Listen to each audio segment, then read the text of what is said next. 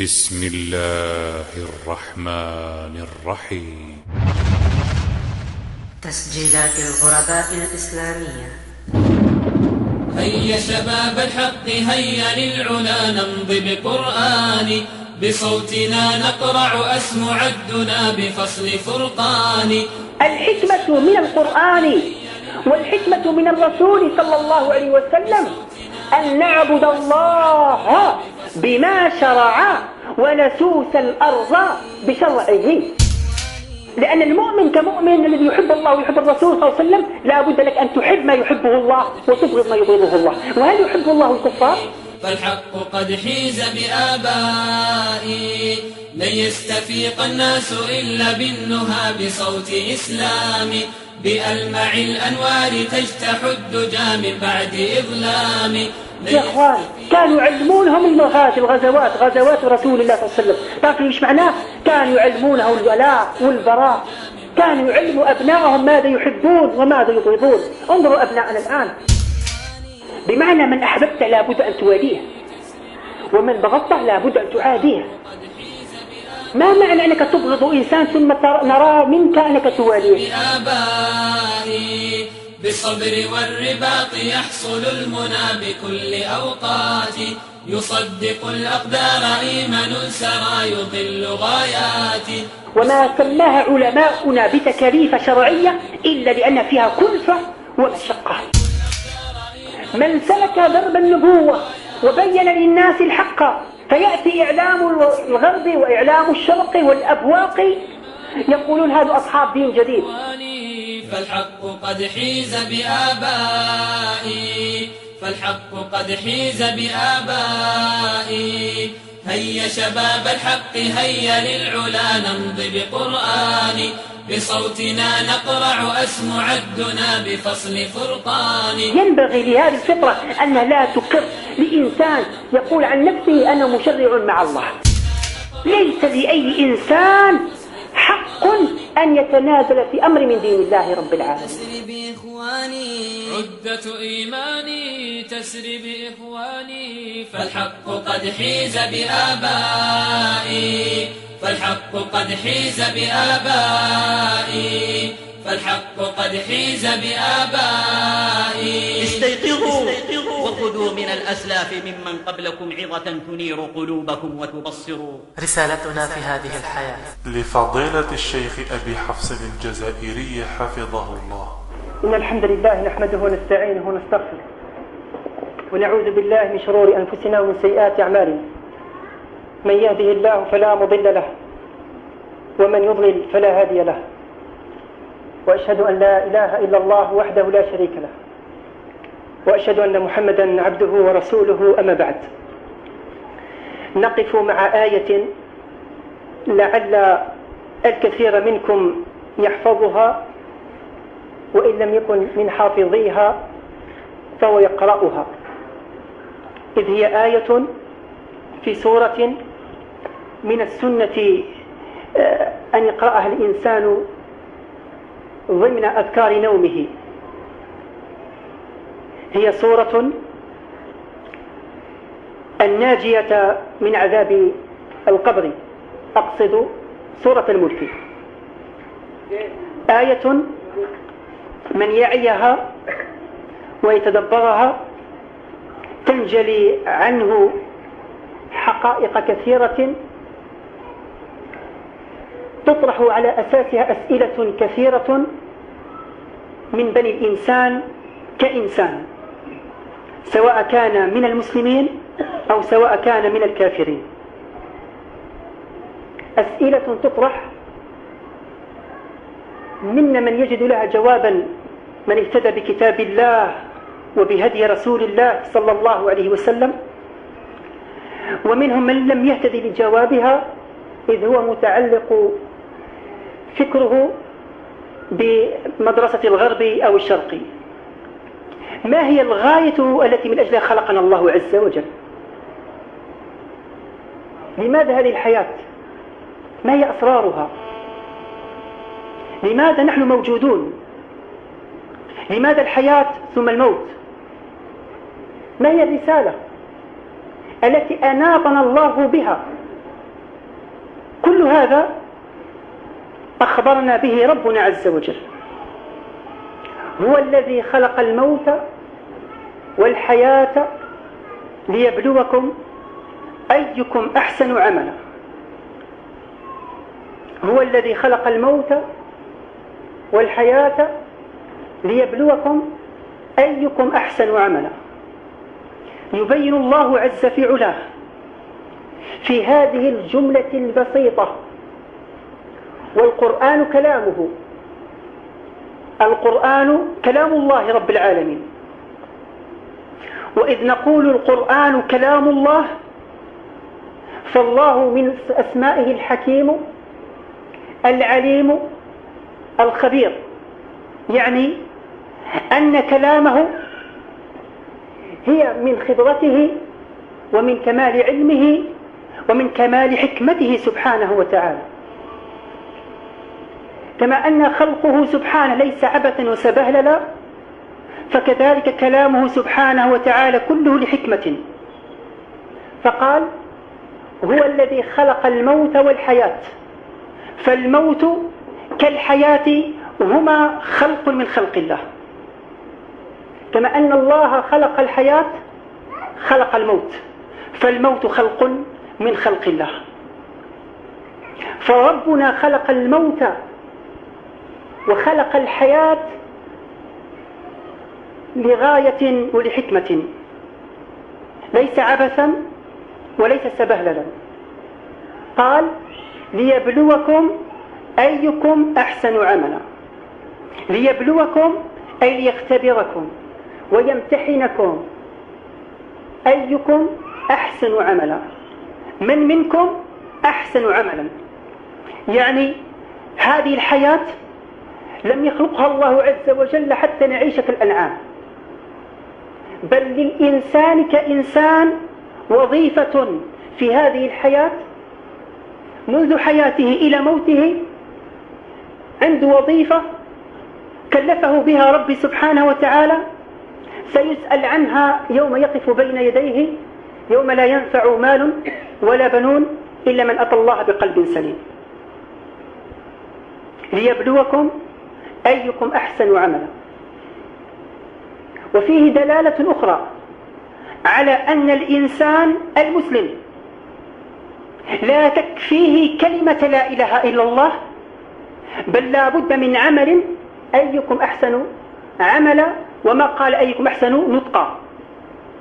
فلا بد من عمل، لا بد من عمل يعمله الإنسان على أساسه تكون المنافسة بين بني الإنسان أيكم أحسن عملا.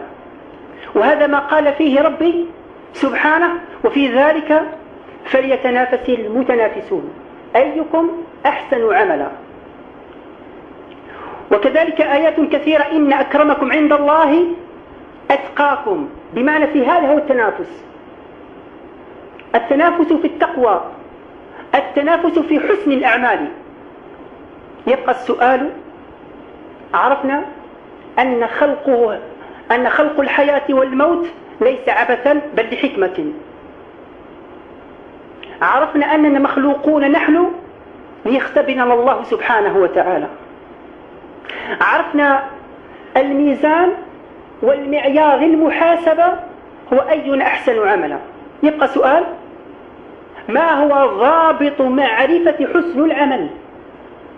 كيف نعرف نحن كبشر أن هذا عمل حسن أم هذا عمل سيء؟ هذا عمل مقبول أم هذا عمل مرفوض؟ هذا عمل فيه الهدى أم ذاك عمل فيه الضلالة؟ أيكم أحسن عملا هو فرض عين على كل واحد منا أن يعرف ما هو معيار حسن العمل.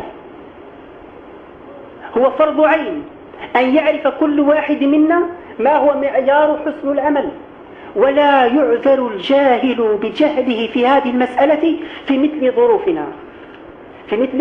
ظروفنا. ما هو ضابط معرفة حسن العمل؟ حيث كل يدعي وصلا بليلى وليلى لا تقر لهم بذاك، كل يقول عملي حسن. هل تركنا الله سبحانه وتعالى يا أخوانا بدون معيار نعرف به حسن العمل؟ أبدا. ربنا حكيم، ربنا حكيم، فلما كلفنا بحسن العمل بينه لنا أحسن بيان، فأنزل الكتب وأرسل الرسل عليهم من ربي صلوات وسلام عليهم، وخاتم الكتب كتابه القرآن، وخاتم الرسل والأنبياء محمد عليه الصلاة والسلام. الغاية من إنزال الكتاب وإرسال الرسول هو لبيان هذا العمل الحسن. لم يتركنا الله سبحانه وتعالى لأهوائنا أو آرائنا أو عقولنا نكشف عن هذا العمل الحسن. دلنا الله إلى هذا العمل الحسن الذي على أساسه النجاة والهلاك، دلنا إليه بقرآن ونبي محمد صلى الله عليه وسلم. هذا العمل الحسن هو الذي قال فيه ربي سبحانه وتعالى في آية أخرى: وما خلقت الجن والإنس إلا ليعبدون. بعض الناس ظن أو وهم التعارض بين آيتي الذاريات والملك، فقال في آية الذاريات يقول ربي سبحانه وتعالى: وما خلقت الجن والإنس إلا ليعبدون، أي خلقهم للعبادة. وفي آية الملك ليبلوكم، أي خلقهم للابتلاء. فقال: ما هو الصواب؟ هل هو خلقنا للعبادة أم خلقنا للابتلاء؟ لا، الآيتين ليستا متعارضتين بل متطابقتين. عبادتنا لربنا التي خلقنا الله على أساسها ومن أجلها هو امتحان وابتلاء منه سبحانه وتعالى، ثم بين لنا لماذا سيبتلينا: أيكم أحسن عملا، فحسن العمل هي العبادة. هل العبادة متروكة للعقول؟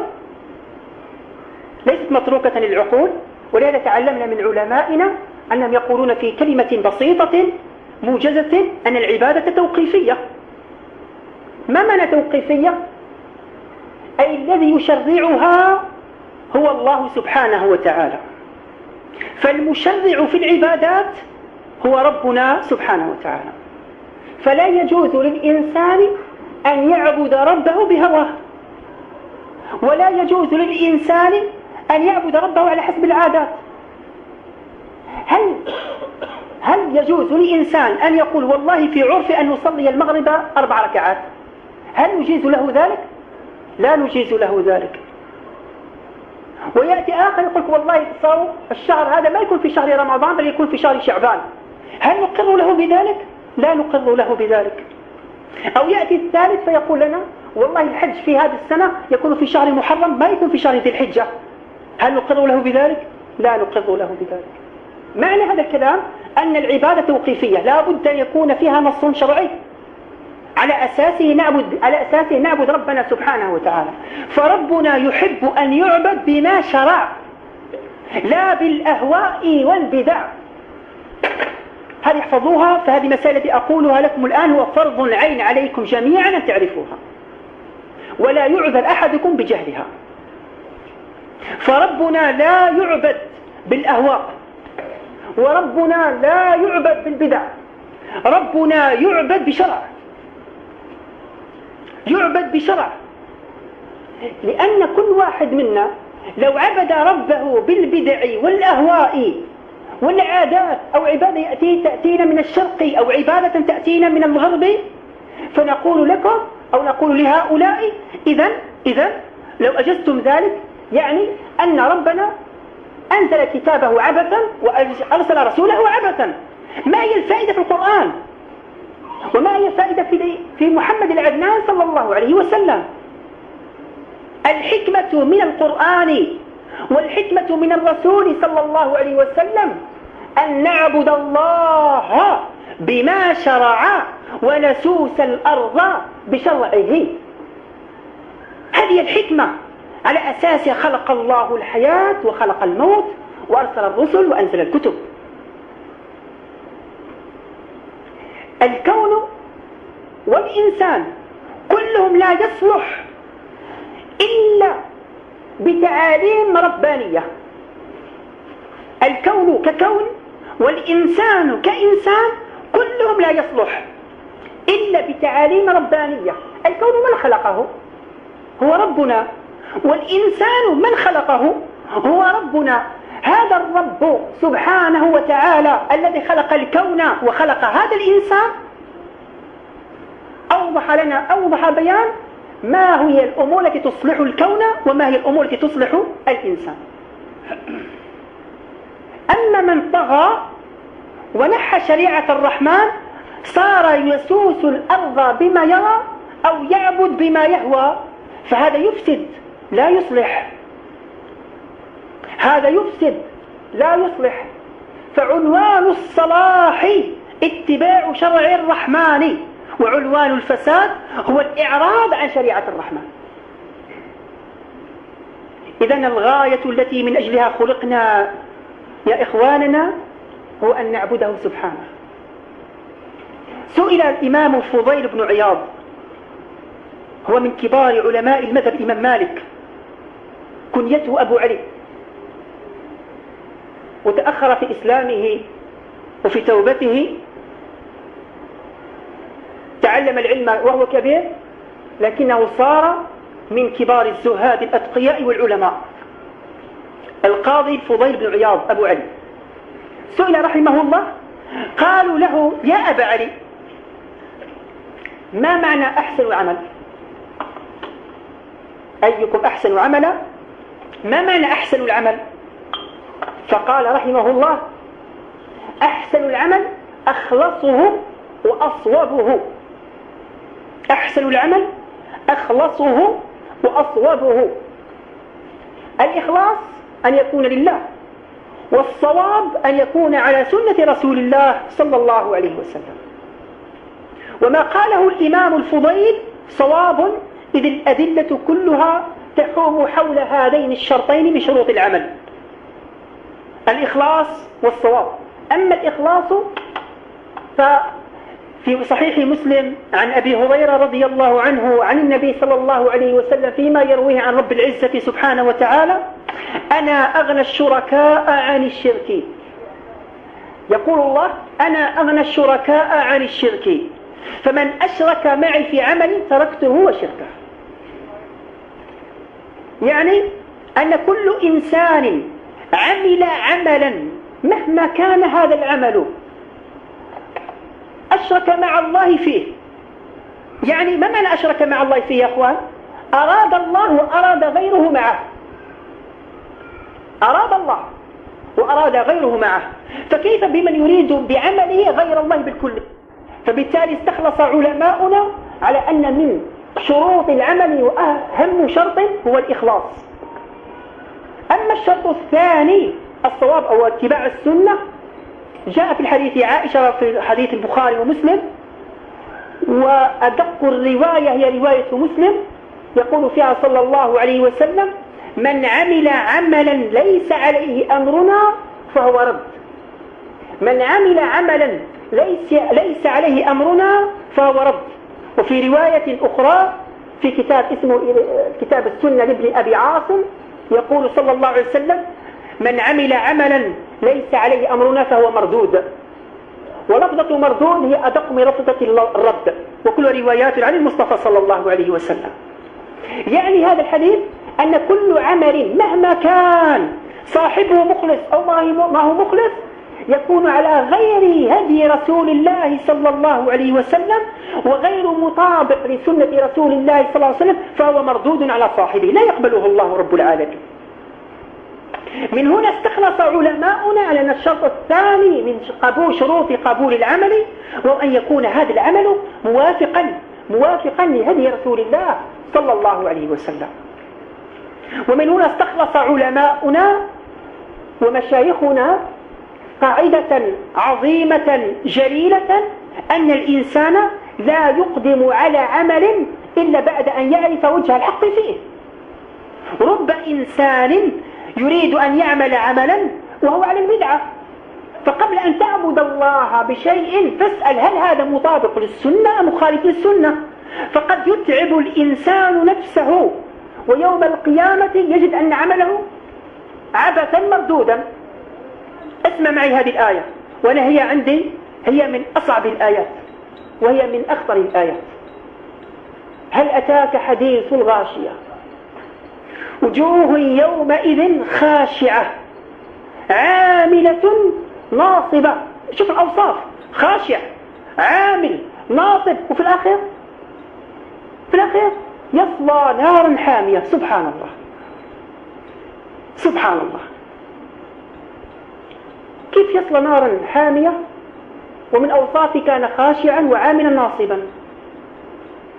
قل هل أنبئكم بالأخسرين أعمالا الذين ضل سعيهم في الحياة الدنيا وهم يحسبون أنهم يحسنون عملا.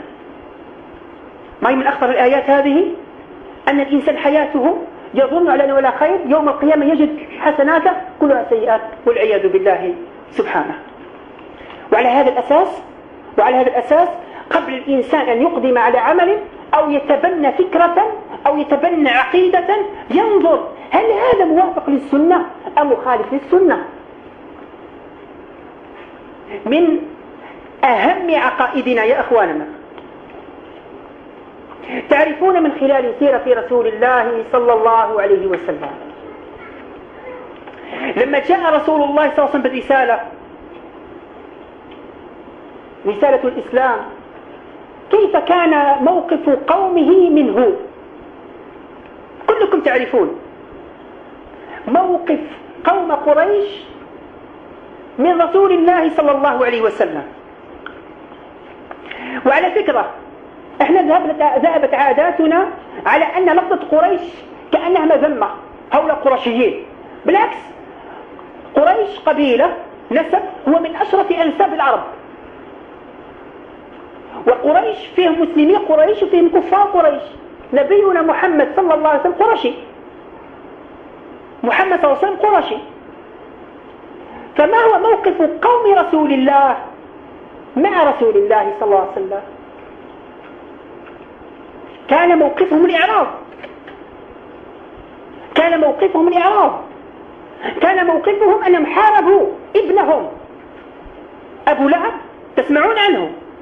هو عم رسول الله صلى الله عليه وسلم، ما هوش رجل أجنبي، ما هوش فارسي أو رومي، هو عربي، بل هو عم رسول الله صلى الله عليه وسلم. كان من أول الذين حاربوا محمد بن عبد الله صلى الله عليه وسلم عمه أبو لهب، وفي نزل تبت يدا أبي لهب وتب، عم رسول الله صلى الله عليه وسلم. إذن ما هو موقف قوم رسول الله مع رسول الله لما جاءتهم الرسالة؟ حاربوه وأعرضوا عنه واتهموه بشتى التهم. من هو المخطئ؟ هل هو محمد صلى الله عليه وسلم الذي جاء بدين جديد على بني قومه فخرج عن بني قومه، أم هم بنو قومه لما أعرضوا عن رسالة ربي؟ من هو المخطئ؟ من هو المخطئ؟ الذي خالف العادات والأعراف وما كبر عليه الآباء والأجداد، أم هم الآباء والأجداد الذين أخطأوا لما أعرضوا عن محمد بن عبد الله صلى الله عليه وسلم؟ أكيد تقولون جميعا أن المخطئ هو أبو لهب وجماعته والرسول صلى الله عليه وسلم هو المصيب كونكم مسلمين. وتلك الأيام نداولها بين الناس فما بال الناس يخطئون من يسلكون درب رسول الله صلى الله عليه وسلم لما خالفوا بين قومهم. الرسالة هي الرسالة. ما كان محمد بن عبد الله مخطئا لما خالف قومه. تعرفون لماذا؟ ليس لأنه محمد بن عبد الله، بل لأنه رسول من الله. لما كان هو رسول من الله بعثه الله برسالة، هذه الرسالة اقتضت أن تخالف أعراف القوم لأنها كانت مبنية على الشرك والخزعبلات، لما استجاب محمد بن عبد الله لرسالة ربه كان محمد بن عبد الله مصيبا، لأنه قال لربه سمعنا وأطعنا. ولما أعرض القوم عن الرسالة كانوا هم المخطئون. وكذلك كل بني الأقوام من سلك درب النبوة وبين للناس الحق، فيأتي إعلام الغرب وإعلام الشرق والأبواق يقولون هذا أصحاب دين جديد، أصحاب دين جديد. كلمة قالتها كفار قريش لمحمد بن عبد الله صلى الله عليه وسلم: أجعل الآلهة إلها واحدا إن هذا لأمر أو إن هذا لشيء عجاب. استعجبوا كيف هذا الدين الذي جعل الآلهة هو إله واحد يعبد. كذلك الآن يتعجبون منا لما ننادي بشريعة الإسلام. كيف هذا؟ ينادون بشريعة واحدة وفيه قوانين وفيه اجتهادات وقوانين غرب وشرق، كيف تجعلونها قانونا واحدا؟ والكلام يا أحباب في التشريع، الكلام في التشريع هو عينه الكلام في الخلق. لما نتكلم عن خلق الله وأن الله هو الذي يستحق أن يعبد لأنه هو الخالق الرازق سبحانه، وكلنا نقر بأنه الخالق واحد، الخالق واحد. لما يأتيك إنسان آخر يقول لك فيه خالق ثاني ما سوى ربي، تقبلونه ولا ترفضونه؟ كلكم سيرفض هذه الدعوة لو يدعي الإنسان أن يقول والله مع الله إله آخر يخلق. الفطرة لا تقبل والعقل والمنطق لا يقبل. ربي سبحانه قارن الخلق مع الأمر لحكمة. ألا له الخلق والأمر تبارك الله رب العالمين. الكلام في الخالقية كالكلام في الحاكمية. كما أن الفطرة لا تقبل أبدا أن يدعي إنسان أنه خالق مع الله، فتنبغي لهذه الفطرة أنها لا تقر لإنسان يقول عن نفسه أنه مشرع مع الله أبدا. كما أن خالق واحد آمر واحد، ألا له الخلق والأمر تبارك الله رب العالمين.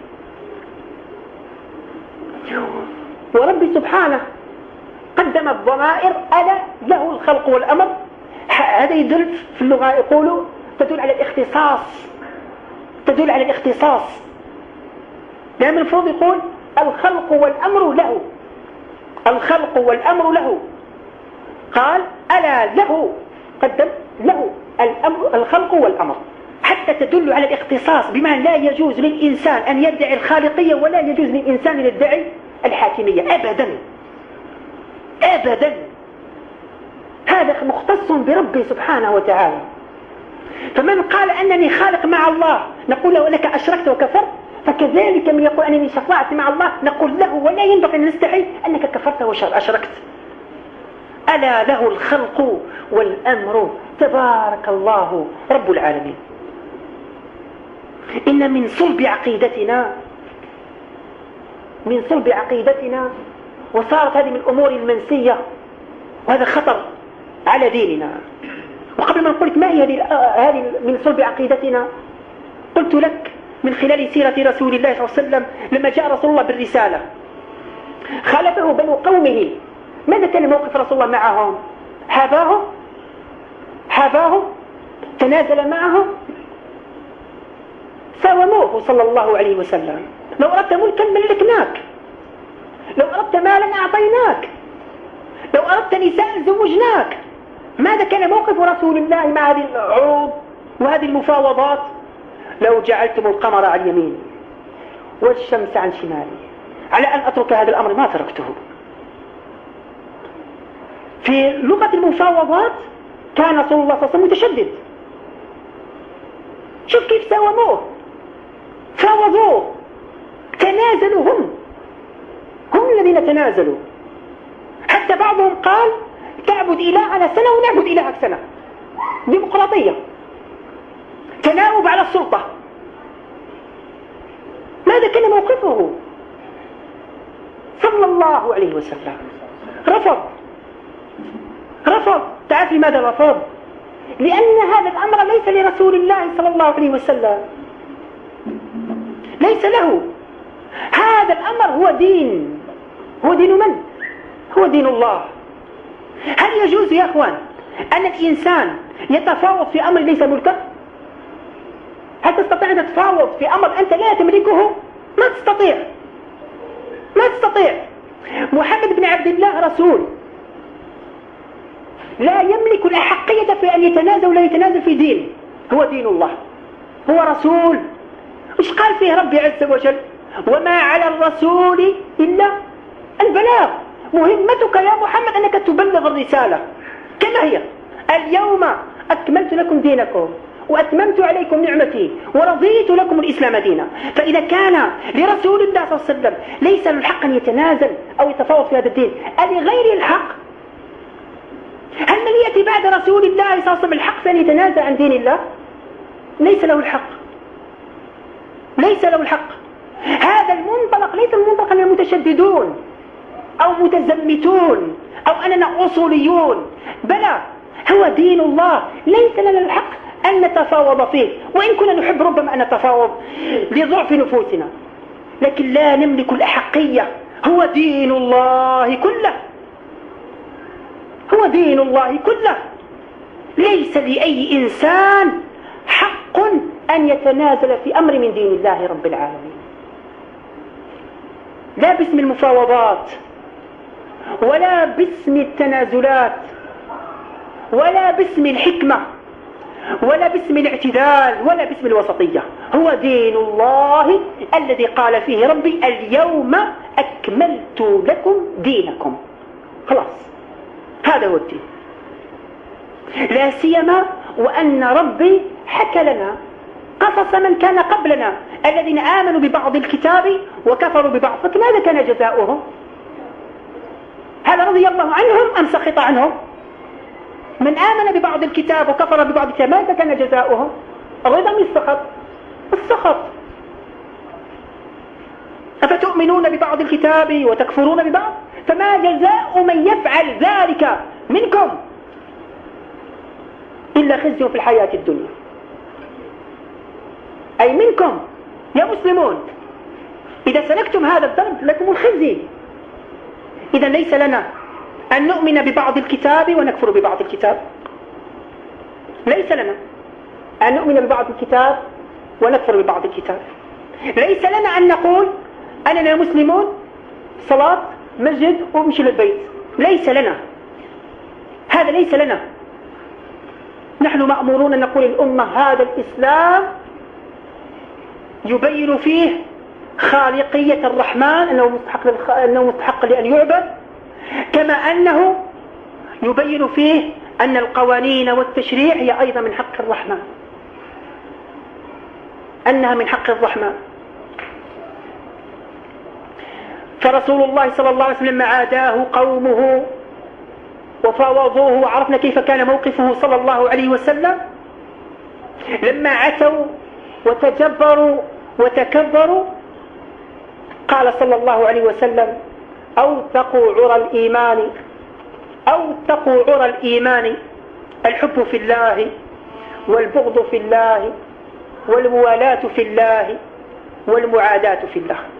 يقول ربي سبحانه لا تجد قوما يؤمنون بالله واليوم الآخر يوادون من شاق الله ورسوله ولو كانوا آباءهم أو أبناءهم أو إخوانهم أو عشيرتهم.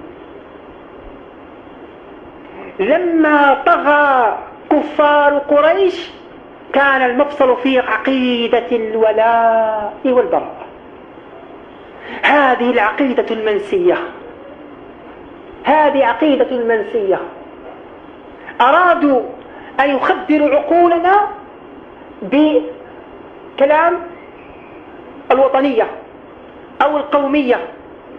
نحن عرب، ولا تنسوا أن رسول الله صلى الله عليه وسلم حربه مع من كان؟ قلنا مع بني قومه. فإذا كانوا بني القوم كفروا فلا تجمعنا رابطة القومية ولا الإقليمية، فالحب في الله والبغض في الله، الحب الحب في الله والبغض في الله. القوميات هذه شركية، دعوها فإنها منتنة. يقول الله لا تجد قوما، هذا قرآن يا أخوان، هذه آية في سورة المجادلة. لا تجد قوما يؤمنون بالله واليوم الآخر يوادون من حاد الله ورسوله ولو كانوا آباءهم أو أبناءهم أو إخوانهم أو عشيرتهم. لا تجد، أي لا يجتمع إيمان بالله واليوم الآخر مع أنك تواد كافر ولو كان أباك، لا تجتمع. لأن المؤمن كمؤمن الذي يحب الله ويحب الرسول صلى الله عليه وسلم لا بد لك أن تحب ما يحبه الله وتبغض ما يبغضه الله. وهل يحب الله الكفار؟ ما يحب الله الكفار يا أخوان. هل يحب الله المنافقين؟ لا يحب الله المنافقين. إذا لا بد للإنسان أن يستقيم مع شرع الله. هذا دين وهو امتحان أكيد. واحد يقول والله صعب ما تقوله، ولا ربما بعضكم هذه أول مرة يسمع الكلام وصعب على النفوس. فعلا صعب ولهذا قال لك ربي ليبلوكم ليمتحنكم ويختبركم. هو ابتلاء للقلوب وابتلاء للعقول وابتلاء للجوارح. الجنة حفت بالمكاره والنار حفت بالشهوات، هكذا أخبر المصطفى صلى الله عليه وسلم. هي تكاليف شرعية، وما سماها علماؤنا بتكاليف شرعية إلا لأن فيها كلفة ومشقة.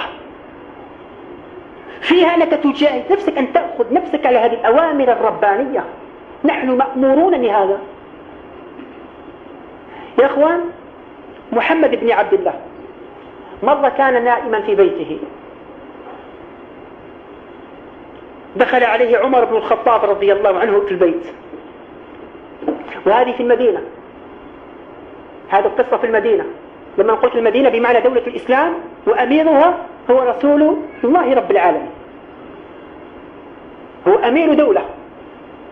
أمير دولة زائد أنه رسول من رب العالمين. دخل عليه عمر الفاروق بيته، أي بيت رسول الله صلى الله عليه وسلم، كوخ، فوجد رسول الله صلى الله عليه وسلم متكئا على حصير حتى أثر الحصير على جلده صلى الله عليه وسلم. وكان صلوات ربي وسلامه عليه بإزار دون رداء. فلما رآه عمر بهذه الكيفية أن رسول الله صلى الله عليه وسلم أمير دولة متكئ على حصير حتى أثر الحصير على جنبه صلى الله عليه وسلم، بكى عمر. كيف هذا حال رسول الله؟ هذا حال رسول الله، وحال قيصر كيت كيت، وحال كسرى كيت كيت، ملوك الأرض كلهم ذو شان، وهذا رسول الله هكذا. بكى رضي الله عنه وأرضاه. كان صلى الله عليه وسلم متكئا فقام. ما يبكيك يا عمر؟ ما بك يا عمر؟ قالوا يا رسول الله هذا حالك، وقال مع حال كسرى وحال قيصر. ابتسم صلى الله عليه وسلم وقال مالي ومال الدنيا، ومال الدنيا ومالي، مثلي ومثل الدنيا كمثل رجل استظل تحت ظل شجرة ثم ذهب وتركها. هذه الحياة. كان إنسان استظل تحت ظل شجرة ثم يقوم ويتركها، هكذا الحياة. كم مضى من أعمارنا بالله عليكم؟ صغيرنا كم مضى من عمره، وكبيرنا كم مضى من عمره. تعمل عليها حساب تقول لي كلمح البصر، مرت الأيام هكذا، وهل بقي لك مثل ما فات؟ إذا نغتنم الحياة.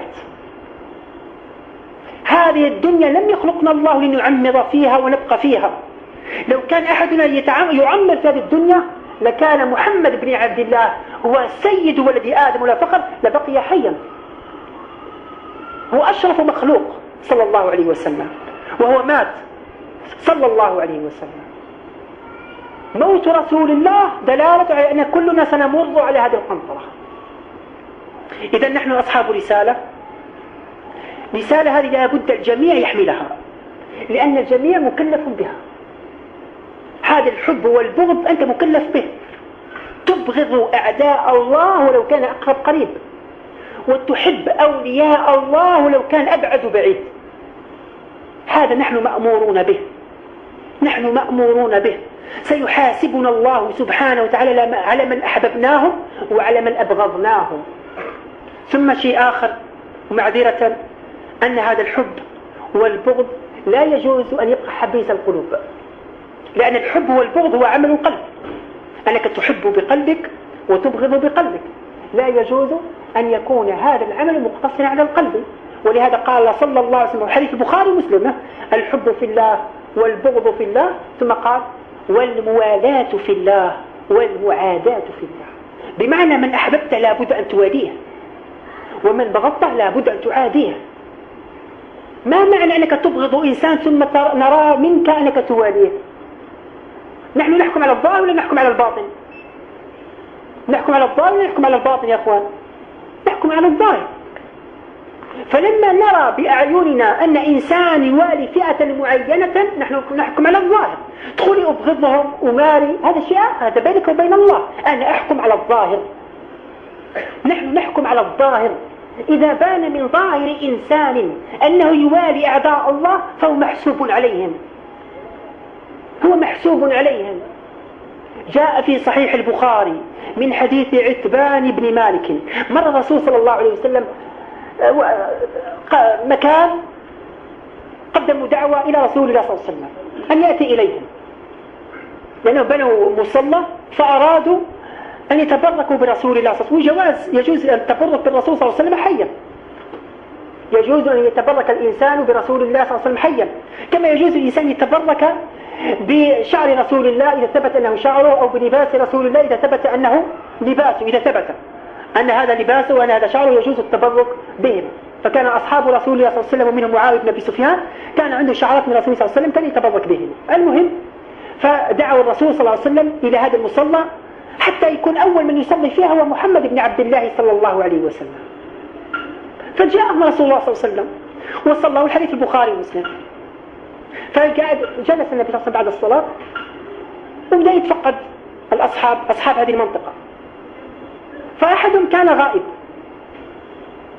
كان غائب، اسمه مالك بن الدخيشم، وفي بعض التراجم بن الدخيشن أو الدخشل، روايات في اسمه. فتفقده فين صاحبكم ابن الدخيشم؟ أحدهم نطق، قالوا: يا رسول الله ذاك منافق. هذا مالك بن الدخيشم يا أخوان، هذا شارك في غزوة بدر، ومعروف من يشارك في غزوة بدر عنده ميزة خاصة: افعلوا ما شئتم. فكان من البدريين. رغم هذا قام رجل قال: يا رسول الله هذا منافق. تعجب الرسول صلى الله عليه وسلم، رجل بدري ولاد المنطقة تاعه اتهموا بأنه منافق. سأل النبي صلى الله عليه وسلم: ليش هذا الرجل منافق؟ لماذا تتهمونه بأنه منافق؟ اسمح حتى ندلل على نحن نحكم على الظاهر. قالوا: يا رسول الله لا نرى منه إلا أنه يجالس المنافقين ويكالمهم. يقعد غير مع المنافقين، عمره ما يقعد معنا، يقعد غير مع المنافقين. فحكمنا عليه بالظاهر. فقال صلى الله عليه وسلم، وهذه من خصوصية البدريين، قال: إن الله حرم على النار من قال لا إله إلا الله يبتغي بذلك وجه الله. إذن هذا ما دام كان بدري فمحارب المنافق. لكن ما هذا بدري وغيره، إذا رأينا فلان طالع نازل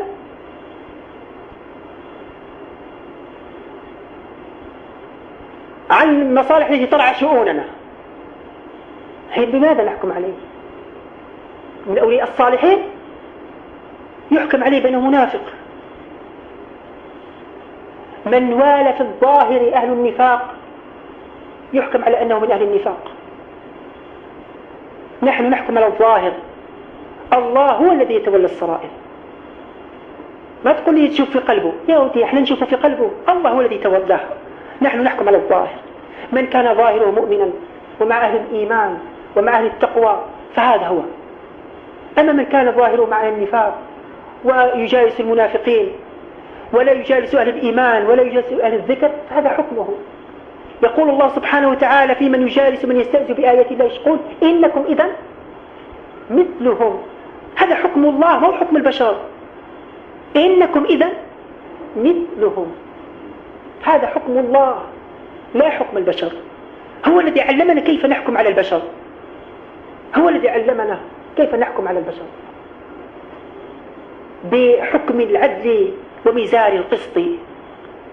إذن نحن في هذه الحياة كخلاصة الكلام أننا في امتحان وأننا في ابتلاء، وسنقف بين يدي الله عز وجل ليعطينا النتائج، وسنحاسب يا أحبابنا الكرام على كل مثقال ذرة من أعمالنا. فالأمر جد والله ليس بالهزل. فمن يعمل مثقال ذرة خيرا يره، ومن يعمل مثقال ذرة شرا يره. سيحاسبنا الله على المثقال ذرة، سيحاسبنا الله على مثقال ذرة، بمعنى أمر جد جد. ما تقول والله هذه حد شيء، تذكر أنك تحاسب على مثقال ذرة ما فيها شيء حد شيء. من أخر صلاته حتى خرج وقتها ما تقول شيء حد شيء. من شغلته دنياه عن طاعة مولاه ما تقول لي حد شيء.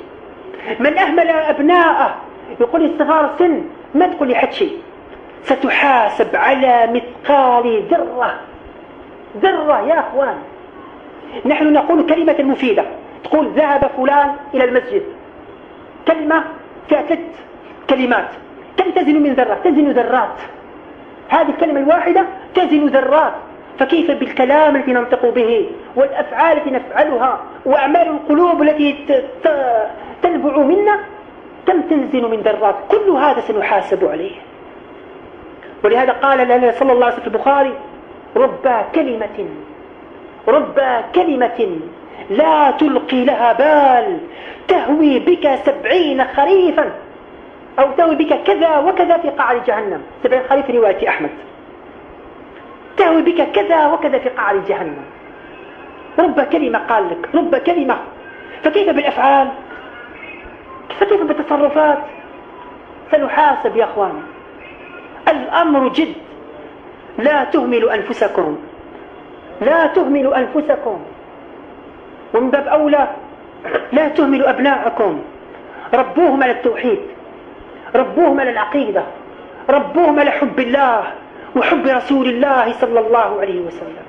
أصحاب رسول الله صلى الله عليه وسلم قالوا كنا نعلم أبناءنا على المغازي كما نعلمهم القرآن. يا أخوان كانوا يعلمونهم المغازي، الغزوات، غزوات رسول الله صلى الله عليه وسلم. تعرفوا إيش معناه؟ كانوا يعلمونه الولاء والبراء، كانوا يعلموا أبنائهم ماذا يحبون وماذا يبغضون. انظروا أبنائنا الآن يحبون اللاعب الفلاني والمغني الفلاني والرقاص الفلاني. يا لا إله إلا الله. سنحاسب. هذا هو الولاء والبراء، هذا هو الولاء والبراء. حزنت الجزائر بموت مايكل جاكسون، وما حزن الصالحون بموت الزرقاوي. هذا هو ولاء وبراء، هذا هو ولاء وبراء. هكذا نعلم أبناءنا، نعلم أبناءنا أن فلان الكافر والله ما شاء الله، والشيخ الزرقاوي إرهابي. هذه الولاء والبراء، هذه العقيدة. ستحاسبون على كل مثقال ذرة، ستحاسبون على كل مثقال ذرة. فارفقوا بأنفسكم وارفقوا بأبنائكم، فإننا مسؤولون. سنسأل يوم القيامة من العلي الجبار. يا أخوان ولله المثل الأعلى. لو واحد منا يذهب إلى بيته لا قدر الله ويشوف استدعاء تاع الأمن، بين قوسين أمن، سلطات جزع وفزع وخوف وإرهاب، يبقى عنده استدعاء هذا. أنا أقول لك ربما لا تنام ليلتك، أنا أقول ربما لا تنام ليلتك. تقول كيف استدعوني؟ ليش؟ كيف؟ طلع وتهبط. وأنا أقول لك الآن عندك استدعاء من رب العالمين بعد حين. إذا شفت ابنك يحب الكافر الفلاني واللاعب الفلاني علمه، أعطيه سيرة عمر بن الخطاب كيف كان، دعه يحب عمر وشجاعة عمر، علمه من هو أبو بكر الصديق وفحولة أبو بكر الصديق وكرم أبو بكر الصديق، علمه من هو عثمان بن عفان الذي كان يجهز الجيوش في سبيل الله بأمواله. علموا أبناءكم هذه السير، سير أبطالنا، سير أبطالنا. علموهم سير الحاضرين المعاصرين، علموهم من هو عبد الله عزام، علموهم من هو أبو مصعب الزرقاوي، علموهم هؤلاء هم أبطالنا ورجالنا، علموهم. لا تستحوا منهم. من منكم يستحي من كلمة أبو بكر الصديق، عمر بن الخطاب، عثمان بن عفان، علي بن أبي طالب، طلحة، سعد، سعيد، عبد الرحمن بن عوف، معاذ بن جبل، أبو الدرداء؟ تستحون؟ لا تستحون. والله الذي خلق السماء والأرض إن الشيخ عبد الله عزام له هي السيرة. والشيخ أبو مصعب الزرقاوي السيرة هي السيرة، وأبو الليث الليبي السيرة هي السيرة. والقائمة طويلة من الماضين ومن الحاضرين. علموا أبناءكم هذه السير. أفضل من يتعلمون الأوهام، رومبو ما أعرف ايش هذه، أوهام. نحن عندنا هؤلاء الأبطال حقيقيون موجودون، عندنا أبطال حقيقيون موجودون ليسوا أوهاما، أقعدوا الدنيا وأوقفوها بكلمة الله أكبر ودينه والتزامه. يا أخوان، هذه سيرة أبطالنا وهذه سيرة رجالنا. لا تستحوا منهم، لا تستحوا منهم، ولا تستحوا أن تعلموا أبناءكم سيرهم. أنا ابني يقتدي بعمر بن الخطاب أفضل من أن يقتدي بفلان وعلان من الشرق والغرب. انظروا أبنائنا كيف صاروا ميوعة حتى ما صرنا نفرق بين الشاب الذكر والشاب الأنثى. هكذا تريدون من أبنائنا؟ والله ما صرنا نفرق بين من هو الذكر ومن هو الأنثى. باسم ماذا هذا الاعتدال؟ هذه الوسطية؟ يخرب بيت مطان هذه الاعتدال، هذه الوسطية. هذه الوسطية أن أبنائنا يكبرون على الميوعة ويكبرون على الخنث، وهذه هي تعود يكبرون على الرجولة. كثير من آبائنا أحيانا يشتكون إلينا أبنائهم، والله ولدي فنيان كيف ربيته؟ قلنا أنا ولدي والله ما يهز خبزة، ولدي والله ما يخدم. كيف ربيته؟ على أي سير ربيته؟ لو ربيته على الأبطال لخرج بطل. نحاسب أنفسنا، مفروض أن نحاسب أنفسنا كيف نحن نربي أبناءنا. وفاقد الشيء لا يعطيه. من المفروض أن نربي أبناءنا وفي نفس الوقت نربي أنفسنا على هذه العقيدة وعلى الولاء والبراء. راجعوا كتاب الله واقرأوه بتدبر، وانظروا قصص التي قصها لنا ربنا من قصص الأنبياء. كيف كانوا هؤلاء الأنبياء. لنترك أبناءنا يقتدوا بالأنبياء ويقتدوا بالصالحين والصديقين والشهداء وحسن أولئك رفيقا. معذرة لأن هذه الفرص والله لا تتكرر إلا ما شاء الله رب العالمين. هذا والله تعالى أعلى وأعلم، وبارك الله في سمعكم وجلوسكم. تم هذا العمل في شهر شعبان 1430.